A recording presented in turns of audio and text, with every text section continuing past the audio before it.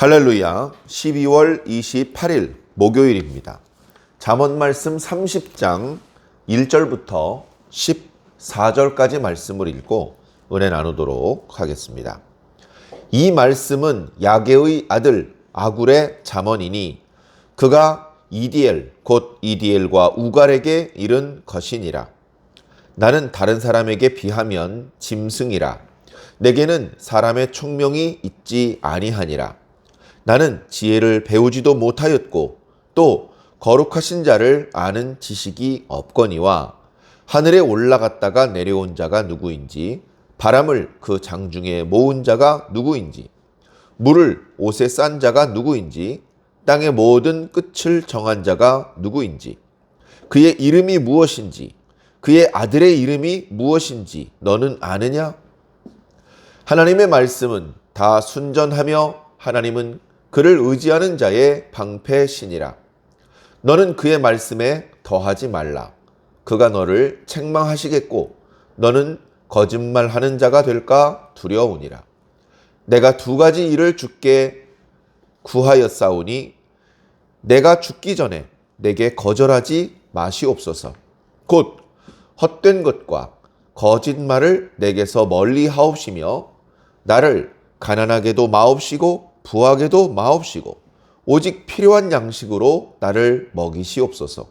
혹 내가 배불러서 하나님을 모른다 여호와가 누구냐 할까 하오며 혹 내가 가난하여 도둑질하고 내 하나님의 이름을 욕되게 할까 두려워함이니이다. 너는 종을 그의 상전에게 비방하지 말라. 그가 너를 저주하겠고 너는 죄책을 당할까 두려우니라. 아비를 저주하며 어미를 축복하지 아니하는 무리가 있느니라. 스스로 깨끗한 자로 여기면서도 자기의 더러운 것을 씻지 아니하는 무리가 있느니라.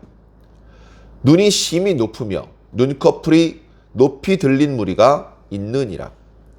앞니는 장검 같고 어금니는 군도 같아서 가난한 자를 땅에서 삼키며 궁핍한 자를 사람 중에서 삼키는 무리가 있느니라. 아멘. 자, 이제 잠언 말씀이 얼마 남지 않았습니다. 오늘 말씀 잠언 30장 말씀은 아굴의 잠언이라는 표제어가 붙어 있고 그 뒤에 이제 31장에는 르우엘 왕의 또 잠언이다. 그렇게 또 표제어가 붙어 있는데 그렇게 두 장을 묵상하고 나면 이제 잠언 묵상도 끝날 것 같습니다. 잠언 말씀이 이제 마지막인데 일맥상통하는 주제는 동일합니다. 다윗이 아니라 솔로몬의 잠언이 대부분이고 일부 뭐 아굴의 잠언이나 르우엘 왕의 잠언이 있지만 그러나 결국 진정한 이 말씀의 저자는 하나님이시고 하나님께서 이 사람을 감동시키시고 저 사람을 감동시키시고 중간에 그런 표현이 있었습니다만 히스기야 시대에 왕의 명령을 받아서 그 밑에 신하들이 이 잠언의 말씀을 이렇게 정리하고 편집했다. 이제 그런 기록도 있는데 그렇게 많은 사람의 마음을 감동시키시고 많은 사람에게 재능을 주시고 그렇게 해서 이 잠언 말씀이 오늘날 우리들이 읽고 있는 그 모습으로 이렇게 남겨져 있는 것이죠. 다 하나님께서 하신 작업입니다. 다소간에 투박하고 뭔가 정리되지 않은 듯 하여도 너무나 가치가 높고 소중한 귀중한 하나님의 말씀이죠. 자, 오늘 조금 낯선 사람인데 아굴이 누군지 우리는 분명하게 말해줄 수가 없습니다. 그리고 아굴이 뭐 이디엘과 우갈에게 해준 말이라고 하는데 성경 어디에도 이제 우갈이라는 이름은 없고 이디엘이라는 이름이 한 군데 있지만 이 이스라엘에서 주로 사용되던 이름이 아니고 주로 이스라엘 주변에 이방 나라에서 간혹 사용되던 이름이라고 합니다. 그래서 이 아굴이라는 사람이 이방인이 혹시 아니겠느냐 그런 생각도 하는데 중간에 보면 여호와 하나님께 대한 신앙이 아주 특심합니다. 그런 걸 보면 이스라엘 사람일 것 같기도 하고 그런 부분은 숨겨져 있는 거예요.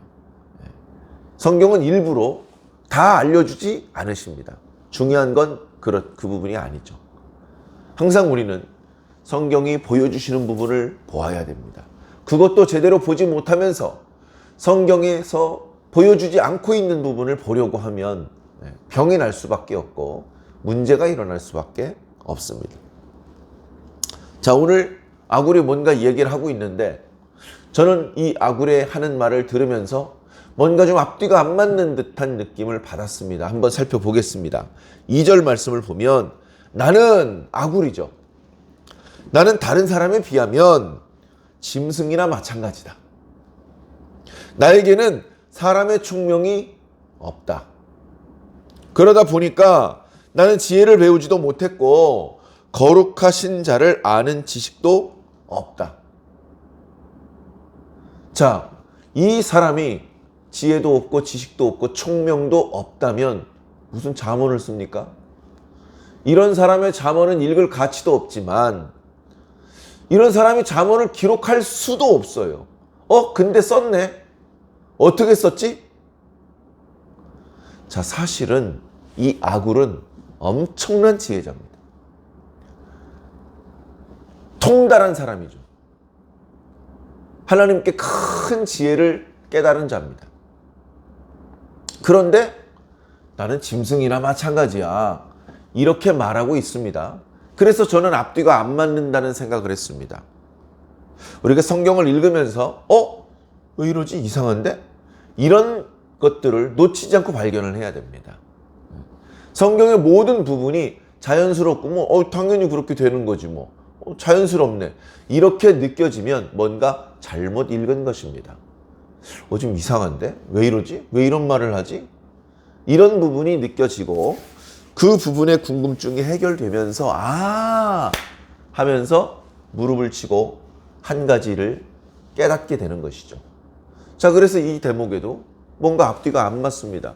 잠언의 말씀이 기록되었다면 이 사람은 틀림없이 대단한 지혜자고 후대 사람들도 그것을 인정하고 그것을 느끼기 때문에 이 사람이 썼던 글을 이 잠언의 편집에 집어넣었을 텐데 정작 본인은 자신을 난 짐승이나 마찬가지야. 총명도 지혜도 지식도 없어.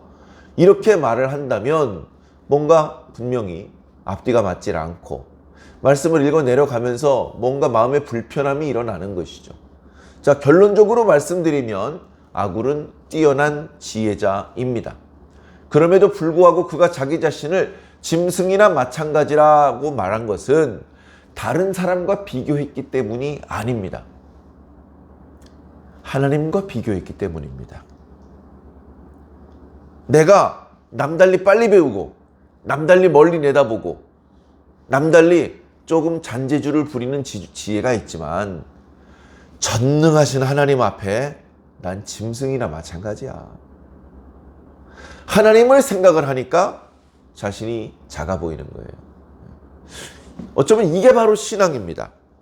바로 이런 표현이 신앙 고백입니다. 내가 있고 하나님이 있습니다. 분리되어 있으면 그건 신앙이 아니죠. 같이 있어야 됩니다. 마주보고 있어야 되고 아예 붙어 있어야 됩니다. 친밀하게.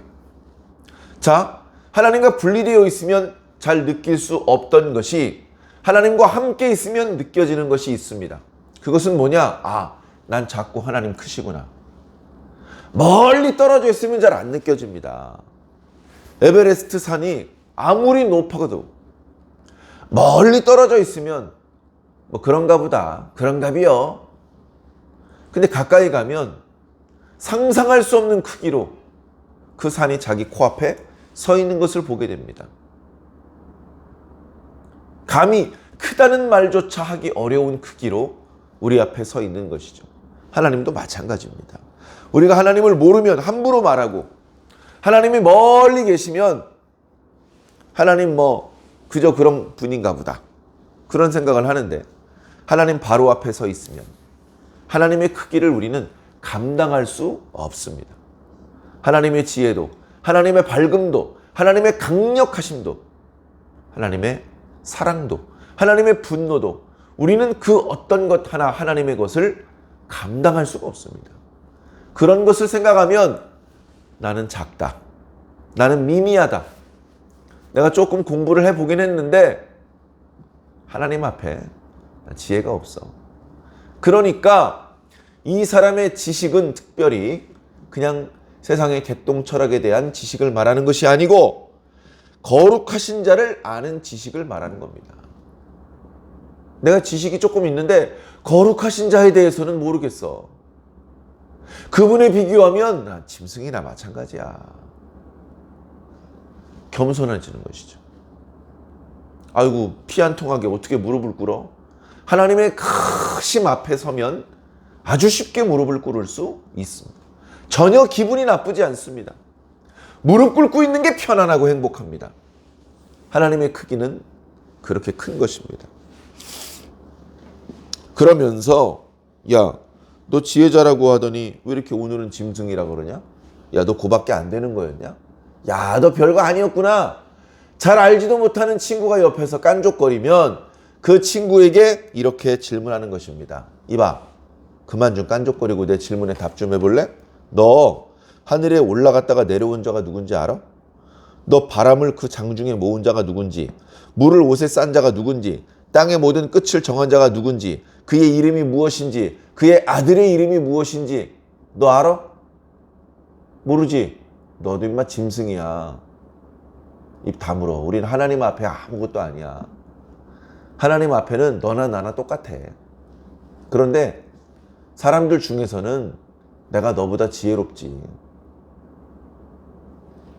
이렇게 질문하는 것은 이 아굴이라는 사람은 최소한 이 질문들에 대해서 깊이 고민을 해본 사람이거나 하나님의 특별하신 은혜 안에서 아굴이 예외적으로 깨달은 것이죠. 하늘에 올라갔다가 내려온 자가 누군지를 아는 겁니다. 바람을 그 장중에 모으고 물을 그 옷에 싸고 땅의 모든 끝을 정하신 분, 그분의 이름, 그분에게 아들이 있다는 것도 아는 것이죠. 참 놀라운 지혜입니다. 무지몽매한 자들은 전혀 깨달을 수가 없죠. 천지를 만드신 분이 계신 것도 모르는데 그분에게 아들이 있는지 딸이 있는지 무슨 관심입니까? 요즘 젊은이들 표현으로 뭐라 그러죠? 알바? 알바노? 하나님께서 특별한 지혜를 주셔서 깨달은 것입니다. 자, 이렇게 하나님께서 주신 지혜로, 하나님에 비하면 아무것도 아니지만 그래도 하나님께서 주신 지혜로 살펴보니 하나님의 말씀은 다 순전하고 하나님을 의지하는 자는 하나님의 보호를 받는다. 너는 함부로 하나님의 말씀을 가감하지 말아라. 네. 오늘은 특별히 덧붙이지 말라고 말씀하셨죠. 너 그렇게 하면 하나님께 책망들어. 하나님의 말씀은 이미 순전하고 완전하고 온전하시기 때문에 네가 보태고 뺄 필요가 없어. 너 잘못하다간 거짓말장애가 될 수밖에 없어. 조심해야 돼. 하나님 말씀 자체로 온전하니 그냥 하나님께서 말씀하시면 들어. 그렇게 말씀하시는 것이죠. 지혜를 깨달은 자는 모든 것을 아는 자가 아닙니다. 자신이 아직도 더 들어야 하는 사람이라는 것을 아는 사람입니다. 세상의 지혜자도 마찬가지죠. 진짜 지혜자는 모든 것을 아는 자가 아니라 자기가 아직도 모르는 게 많다는 것을 아는 자, 자신은 아직도 배워야 한다는 것을 아는 자가 진짜 지혜자입니다. 우리도 신앙 안에서 당연히 그래야죠. 우리가 얼마나 모르는 게 많고 못하는 게 많습니까? 그런데도 항상 기고만장하고 버럭 화를 내고 얼마나 어리석은 모습을 보이고 살고 있습니까? 진짜 공부 많이 한 사람은 아는 채 안 합니다. 진짜 돈 많은 사람은 막 명품으로 바르고 다니지 않습니다. 우리가 진짜 하나님 안에 지혜자가 되어야 하고 정말 멋있는 하나님의 말씀이 순전하고 온전하고 완전하신 것처럼 우리도 그와 비슷한 모습으로 살아야 될 줄로 믿습니다. 이 아굴이라는 사람이 하나님께 기도했습니다. 지혜자, 이 세상에서 가장 뛰어난 지혜를 하나님께 얻은 사람은 도대체 뭐라고 하나님께 기도할까? 궁금하지 않을 수 없습니다. 자신이 기도를 어떻게 했는지를 소개하기에 앞서서 내가 이런 내용으로 기도했다라고 말하고 있습니다. 관심과 이목이 집중될 수밖에 없죠. 내가 기도했는데 간절히 기도했다. 이야, 지혜자가 기도했대. 간절히 기도했대. 그 내용을 썼대. 야, 뭔데? 관심을 우리가 가져야죠. 자, 뭐라고 기도했느냐? 하나님, 제가 2가지를 하나님께 기도하겠습니다. 이야, 기도하기 전에 하나님께 몇 가지를 기도할지를 먼저 말씀드리고 기도한다. 야, 어떻게 2가지만 기도하냐? 기도할 게 얼마나 많을 텐데. 예? 돈도 있어야 되죠. 건강도 있어야 되죠. 이쁜 마누라도 있어야 되죠. 또 부모도 건강해야죠. 자식도 건강해야죠. 너무너무 기도할 게 많을 것 같은데. 제가 하나님께 딱 2가지 기도하는데 요거 죽기 전에는 꼭 이루어 주시옵소서. 이렇게 다부진 마음으로 작심하고 기도를 드렸다. 하나님의 뜻을 헤아리고 하나님의 마음을 헤아리고 지혜롭게 살면서 이 땅에 있는 동안에 하나님의 뜻대로 살았던 이 지혜자가 기도할 때 하나님께서 안 들으시겠습니까? 하나님께서 다 듣고 계시고 그 기도의 내용대로 다 이루어 주시겠죠. 그런데 이 사람은 겸손하게 주여 딱 2가지만 구하겠습니다. 이거 꼭 이루어 주시옵소서 하면서 간절히 기도했다는 겁니다. 그 내용은 뭐냐? 첫 번째, 헛된 것과 거짓말을 나에게서 멀리 하옵소서. 왜 이렇게 기도했을까요? 자, 2번째 기도의 제목 살펴본 이후에 함께 생각해 보겠습니다. 자, 2번째 기도의 제목은 나를 너무 가난하게도 하지 마시고 너무 부하게도 하지 마시옵소서. 그저 적당하게 그냥 굶지 않고 그냥 먹고 살 정도로만 저에게 복을 주시옵소서. 그렇게 기도한 겁니다. 이건 더 이해가 안 돼요. 모든 사람이 오래 살기 바라고 부자 되기 바라고 거기에 명예까지 얻기를 원하는데 이 사람은 저는요 너무 부자가 되게도 하지 마시고요 너무 가난하게도 하지 마시옵소서. 그냥 적당히 굶지 않고 먹고 살 수만 있으면 좋겠습니다. 목숨을 걸고 딱 2가지를 기도하는데 이렇게 기도한 거예요. 왜 이렇게 기도하죠? 자, 2번째 기도를 하나님 앞에 올려드린 이유는 밑에 설명이 되어 있습니다. 이유는 혹시 내가 배가 부르면 너무 부자면 교만해져가지고 하나님이 필요 없어. 하나님 그게 뭔데? 이렇게 하나님을 모른다고 할까봐 두렵습니다. 그러니 절대 저를 부자가 되게 하지 마시옵소서.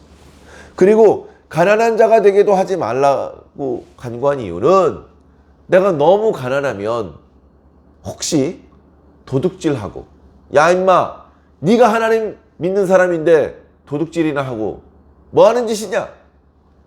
잘못하면 자신의 범죄 때문에 하나님의 이름이 손상을 당할 수도 있기 때문에 제가 하나님의 이름을 욕되게 하지 않으려면 너무 가난한 것도 좀 안 될 것 같습니다. 그렇게 얘기를 하는 거예요. 저는 왜 이 사람이 이렇게 기도했는지 생각해 봅니다. 첫 번째 기도의 내용, 헛된 것과 거짓말을 나에게서 멀리 하옵소서도 2번째 기도의 제목과 결국은 같은 의도, 같은 목적에서 기도한 것이다. 그것은 하나님의 이름을 욕되게 하지 않으려는 것이다. 하나님의 이름을 더 빛나게 하고 그건 바라지도 않아. 짐승이나 마찬가지인 내가 그렇게까지는 못해. 그러나 내가 하나님을 믿는 사람으로서 하나님의 마음을 아프게 하고 하나님의 명예를 실추시키고 하나님의 이름이 땅에 떨어지게 해서는 안 되지. 그렇게 하면 안 되지. 그래서 이 사람은 자기 자신의 유익, 행복 이런 것들을 목표로 기도한 게 아니고 하나님의 영광을 위해서 기도하고 있습니다. 하나님, 절대 하나님의 영광에 누가 되는 삶을 살지 않게 하여 주시옵소서. 그러기 위해서는 헛된 것과 거짓말을 나에게서 멀리하여 주시고 너무 부자가 되거나 가난한 자가 되지 않게 하여 주시옵소서. 얼마나 소박하고 얼마나 하나님 중심적이며 얼마나 하나님을 진정으로 생각하고 있습니까? 요즘 젊은이들이 그런 말을 하더라고요. 그 표현을 빌려서 표현하자면 제가 하나님께 좀 진심인 편입니다. 하나님께 진심이에요. 이 사람은 하나님 앞에 있어요. 어려운 말로 코람데오라고 하죠. 하나님 앞에 있다라는 뜻입니다. 우리가 왜 거짓말하고 우리가 왜 범죄합니까? 자신이 하나님 앞에 있다는 것을 망각하기 때문에 그렇습니다. 불꽃 같은 하나님께서 그 눈동자로 우리를 보고 계신다. 나는 하나님 앞에서 숨을 수가 없다. 하나님은 내 모습, 내 말, 내 마음의 생각까지도 꿰뚫어 보신다. 내가 잘하면 기뻐하시겠지만 잘 못하면 분노하시고 심판하고 저주하실 수도 있다. 그런 하나님이 내 코앞에 있다라는 것을 이 사람은 잊어버리지 않고 사는 것입니다. 눈을 떠도 하나님 앞, 눈을 감아도 하나님 앞, 오른쪽으로 돌아 누워도 하나님 앞, 왼쪽으로 돌아 누워도 하나님 앞. 동쪽으로 100km를 가도 남쪽으로 1000km를 가도 하나님 앞이라고 느끼면서 살고 있는 것이죠. 바로 지혜자가 이렇게 사는 것이고 바로 은혜자가 이렇게 사는 것입니다. 오늘 저와 여러분이 바로 이런 마음으로 살아야 되는 것이죠. 아이고 하나님 앞에서 그런 행동을 하면 안 되지. 아이고 하나님 보고 계신데 그런 말을 하면 쓰나. 이렇게 하나님 앞에 계시다는 것을 느끼면서 자신의 심보, 그 다음에 언행을 주의하면서 살아야 되는 것입니다. 너는 종을 그의 상전에게 일러 바치지 말아라. 고자질하고 그러지 말아라. 그런 말씀이 있고요. 마지막 11절부터 14절까지는요. 비슷한 표현으로 되어 있습니다. 아비를 저주하며 어미를 축복하지 아니하는 무리가 있다. 이런 무리 좋은 무리인가요? 좋지 않습니다. 이런 사람들이 많은 세상은 좋은 세상인가요? 아주 위험하고 살벌한 세상입니다. 이런 사람이 많아서는 안 됩니다. 이런 사람이 많아져서는 안 됩니다. 그런데 세상은 어두워져 있습니다. 미련해져 있습니다. 이런 사람이 많아지고 있는데 못 느끼고 있습니다. 이런 사람이 현재 많이 있는데 못 느끼고 있습니다. 지혜자기 때문에 아굴이 그것을 느끼고 이렇게 얘기를 하는 겁니다. 너희들은 잘 못 느끼나 본데 세상에 자기 아비를 저주하고 어미를 축복하지 않은 무리가 있어. 극히 일부 극소수 불효자들이 아니고 그런 무리가 있어. 무리 엄청나게 많아. 너희들은 그런 사람 되면 안 돼. 그렇게 말씀하고 있는 것이죠. 다음 구절. 스스로 깨끗하게 여기면서 자기가 어느 부분이 고장나 있고 더러운 부분이고 그걸 알거든요. 스스로 깨끗하게 해.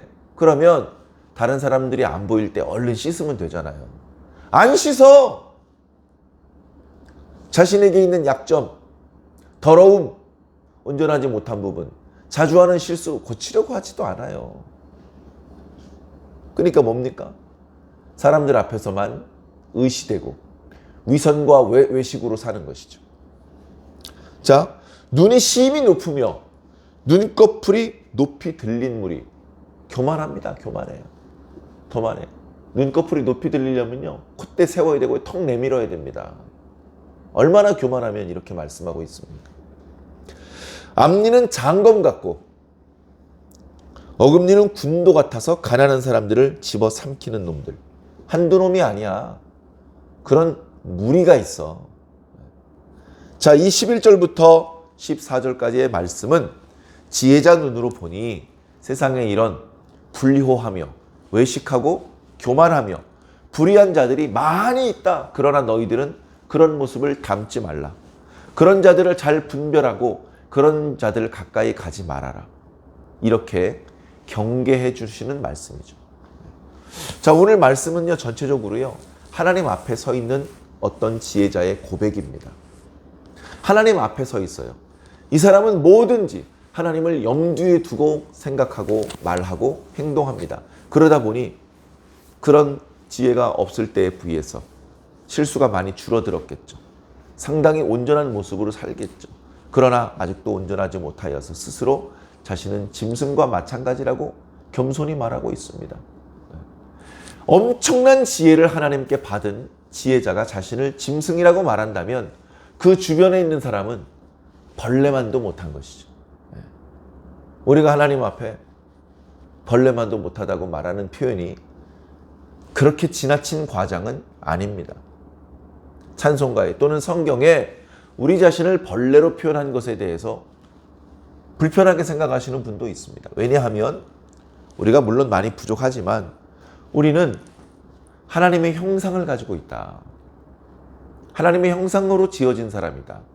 심지어 지금 이 이야기를 하고 있는 우리들은 하나님, 예수님, 성령님을 믿는 사람들이다. 성령 받은 사람들이다. 근데 벌레반도 못하다고 말하는 것은 너무 지나친 자기 비하다. 그렇게 또 말씀하시는 그 말씀도 맞습니다. 그러나 나는 짐승이나 마찬가지고 나는 벌레나 마찬가지야. 이것은 실질적으로 하나님께서 나를 그렇게 하찮게 만들었다고 생각하는 것이 아니고 하나님이 워낙 크시다 보니까 그 크신 하나님 앞에 자신이 작다는 것을 고백하는 겸손한 표현일 때 온당한 표현이 되는 것이죠. 사랑하는 성도 여러분, 너무나 당연한 말씀들이 오늘 우리 하루 겸손하게 지냅시다. 저도 겸손하게, 여러분도 겸손하게. 우리가 자연스럽게 겸손할 수 있으려면 하나님을 만나야 됩니다. 하나님 앞에 서 있어야 됩니다. 크신 하나님 앞에 서 있으면 저절로 겸손해지고 저절로 무릎이 꿇어집니다. 하나님 앞을 떠나면 안 됩니다. 하나님 안녕히 계세요 하고 몸을 돌려서 나와도 우리는 하나님 얼굴 앞에 있습니다. 다시 등을 돌려도 또 하나님 얼굴 앞에 있습니다. 우리는 하나님을 피할 수도 떠날 수도 없습니다. 그것을 어서 깨닫고 더 경건하게, 더 조심스럽게, 더 진실하고 성실하게, 정직하게 그렇게 살아야 할 줄로 믿습니다. 이 하나님 앞에 서 있는 것이 불편하지 않고 편안하고 행복할 수 있으려면 하나님께서 우리를 얼마나 사랑하시는지도 느낄 수 있어야 되겠죠. 오늘 하루 그렇게 하나님과 동행하는 행복한 하루가 되시기를 예수님 이름으로 간절히 축원합니다. 아멘.